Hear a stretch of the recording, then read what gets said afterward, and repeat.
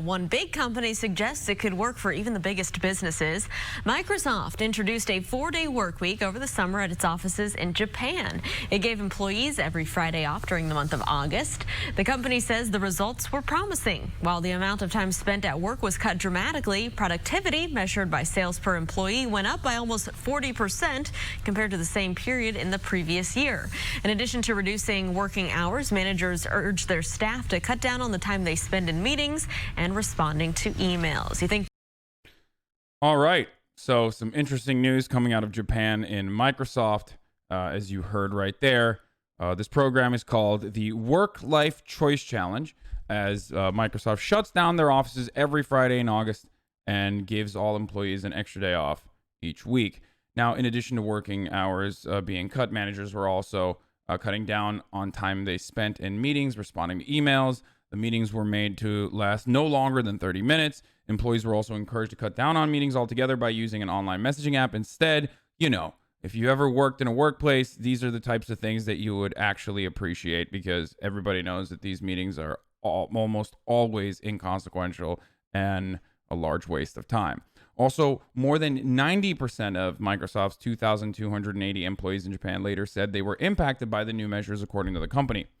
Now, this shouldn't be all that surprising, since there are countless studies that show that a happy workplace is a more productive workplace, even though the 40% increase in productivity is an incredible number. That is really, really shocking. Now, this is not a study. It's only been conducted over a short period of time, but there are plenty of other workplaces that have had longer studies or longer instances where they try out 4-day work weeks and have seen and reported pretty positive results.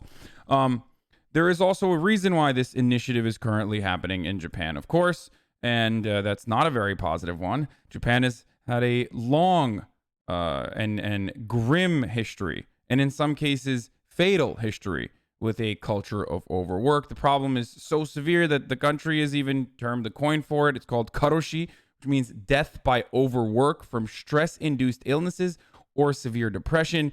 In 2015, there was an employee at a advertising company called Dentsu who died by suicide on Christmas Day. Tokyo officials later said that the staffer had worked excessive amounts of overtime. 2 years later, a reporter at a Japanese broadcaster died after clocking in 159 hours of overtime the month before her death. So this is a huge problem in Japan, so much so that the companies are offering premium Fridays. They're trying to offer flexibility, but the government has even launched a campaign which encourages workers to leave early every last Friday of the month.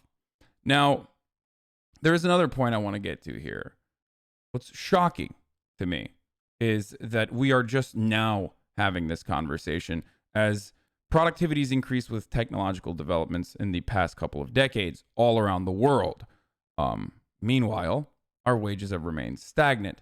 Now, this is a consequence of capitalism. This is a consequence of profit distribution and our understanding of how profit is supposed to be distributed under capitalism, and the legitimization of that kind of distribution by all of the institutions that have been propped up by capital owners.